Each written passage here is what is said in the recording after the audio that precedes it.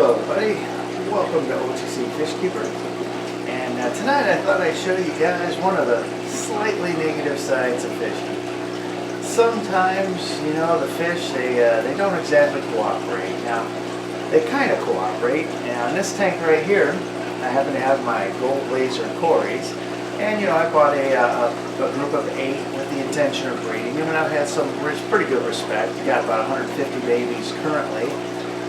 But then sometimes when you come down at the end of the night and you're exhausted and it's time for bed, and you just turn out the lights and go to sleep, you walk by the Gold Laser Cory tank and sure enough, they laid eggs.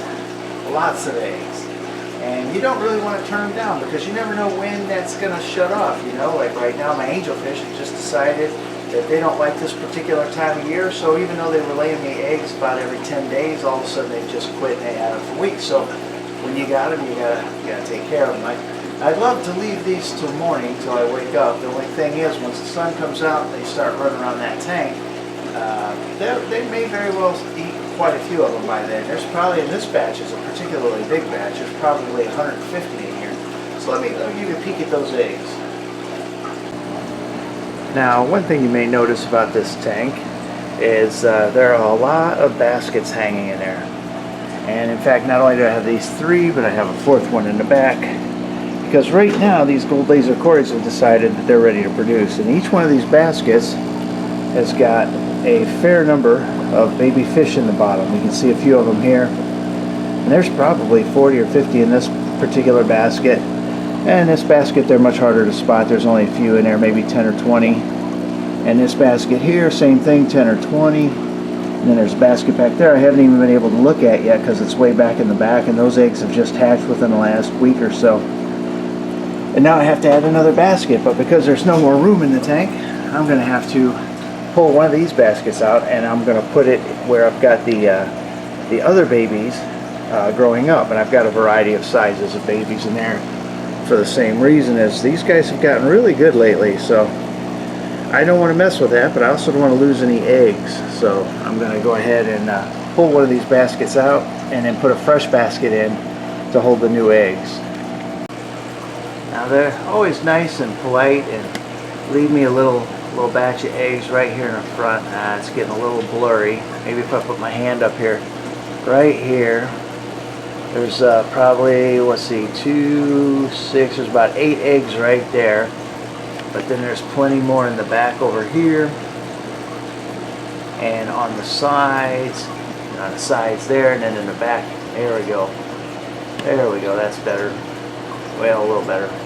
But yeah, they're all down that wall. So I just can't leave that many eggs to get eaten in the morning. So I'm going to have to pull those out right now and take care of them. Okay, I've taken out the basket of the largest of the babies, but they're still pretty small. And the tank I'm about to put them in, some of the babies have grown up to be small adults, so I'm going to float these guys a while longer until they put just a little bit more size on themselves, and then let them go after that. So I'm going to move them over in this basket in the water, and I'm going to float that for a while to make sure the temperature matches.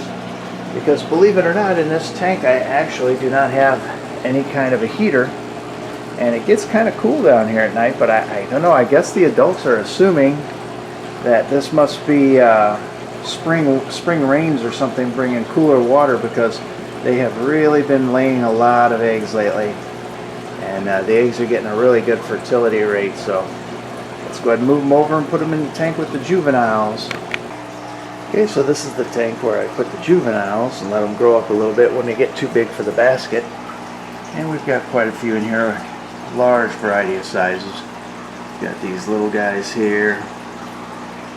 We've got really little ones. Down here in the gravel, we got a whole bunch of them. These guys are just growing out. But I was about done putting them in this tank. I was going to start another tank, but haven't set it up yet, and need to get those eggs tonight. So I'm going to let these guys float here for about 15-20 minutes and then release them into the tank where they should be okay, because I'm going to leave them in the basket, so they're not really getting released into the tank.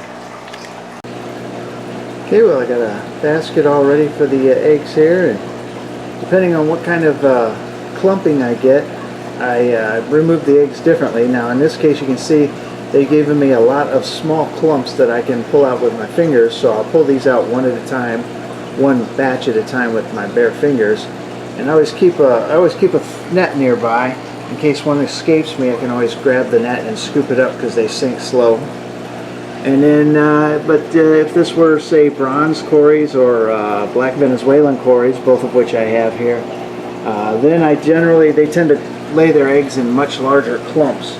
So in those cases, I usually take them out with razor blades. But then it's even more important to have that net because when when you get that many, the slightest wind of any kind will knock them over, and you gotta catch them before they hit the bottom, because once they hit the bottom it's almost impossible to keep track. So let's go ahead and give this a shot here. Now normally I would just float the basket in the water like that, pull the eggs out, put it in a basket, but as you can see there's not much room for me to move around in there even as it is. So I got the basket in a bucket of water from the tank. I'll put the eggs in there, and then after I collect them all, then I'll put them back in the tank there. So let's see if I can film these tiny little eggs getting pulled out of here. Oh.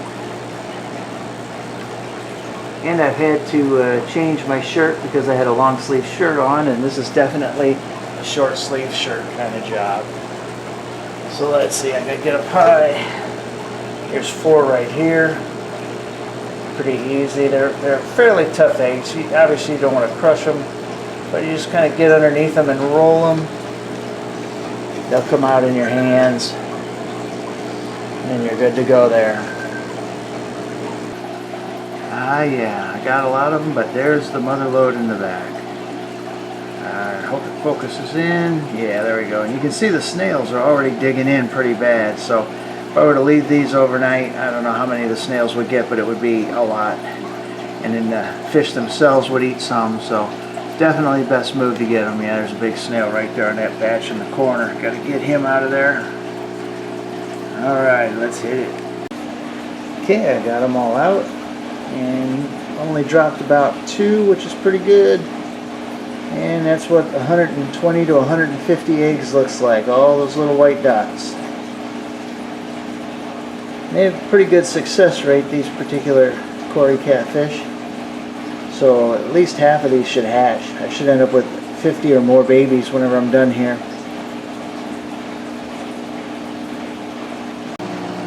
Okay, so now all that's left to do is pick him up and put him in the tank.